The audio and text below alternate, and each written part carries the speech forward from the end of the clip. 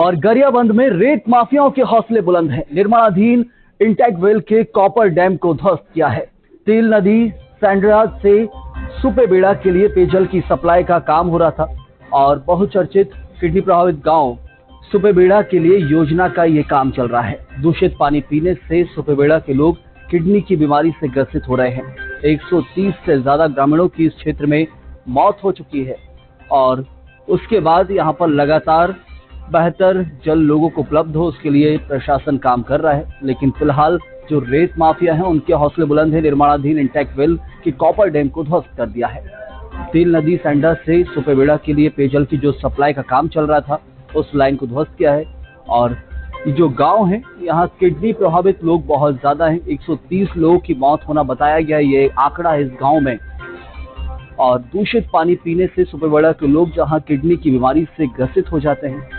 फिलहाल बेहतर पेयजल व्यवस्था यहाँ उपलब्ध कराई जा सके उसके लिए सरकार और प्रशासन लगातार काम कर रहा है, लेकिन रेत माफिया फिलहाल रोड़ा बनते हुए नजर आ रहे हैं।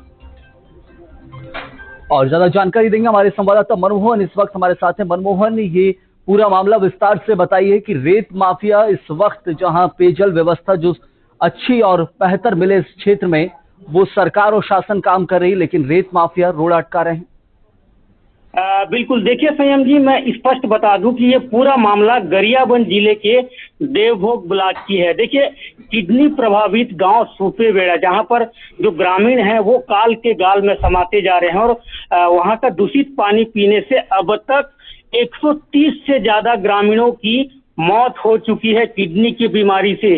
उस गांव को में शुद्ध पेयजल के लिए सरकार के द्वारा एक अभियान चलाया जा रहा है और इस अभियान में सुपेबेड़ा के लिए तेल नदी से पानी ले जाने के लिए कार्यक्रम चल रहा है और इस पानी ले जाने वाले जो योजना है सुपेबेड़ा जल प्रदाय योजना, इसके तहत निर्माणाधीन काम में रेत माफियाओं के द्वारा जो कार्य चल रहा है उस पर कॉपर डैम का जो निर्माण हो रहा है उसको ध्वस्त कर दिया गया है। जबकि दूसरी तरफ बात करें संयम, तो जहां पर रेत माफियाओं के द्वारा रेत की खनन की जा रही है वहां पर किसी भी तरीके से वैलिड नहीं है और जो रेत माफिया है वो जबरदस्ती जरूर बनवा। लेकिन यार दो चीजें, एक तरफ जहां शासन कोशिश कर रहा है, प्रशासन कोशिश कर रहा है कि बेहतर पेयजल हो, दूसरी तरफ रेत माफियाओं पर काबू पाने का काम भी उसी प्रशासन का है।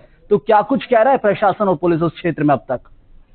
बिल्कुल, देखिए, जो रेत माफिया हैं जो सेनमुड़ा घाट से जिस तरीके से जबरन रेत की खनन हो रही है, अवैध उत्खनन हो रही है, जबकि सेनमुड़ा घाट पर रेत की खनन के लिए जो खनिज विभाग है वो रोक लगाई है, किसी भी तरीके से वहां पर रेत की खनन ना हो। लेकिन फिलहाल जो रेत माफिया हैं वो जबरन वहां पर अड़ंगा कर रहे हैं और जबरन वहां पर रेत की अवैध उत्खनन हो रही है, जिसके कारण सुपेबेड़ा जल प्रदाय योजना की जो काम है, काम में भी व्यवधान उत्पन्न हो रहा है। और चूंकि सुपेबेड़ा एक ऐसा गांव है संयम जहां किडनी की बीमारी से अब तक 130 से ज्यादा ग्रामीणों की मौत हो चुकी है और कारण यह बताया जाता है कि अशुद्ध पेयजल पीने के कारण सुपेबेड़ा के जो ग्रामीण हैं वो काल के गाल में समा रहे हैं और सुपेबेड़ा के ग्रामीणों की लंबी मांग के वजह से जो सरकार है वो शुद्ध पेयजल पहुंचाने के लिए तेल नदी से पानी की सप्लाई करने के लिए यह योजना चला रही है। जी बहुत धन्यवाद आपका। तो सुपेबेड़ा में जहां विकास में रोड़ा बन रहे हैं रेत माफिया,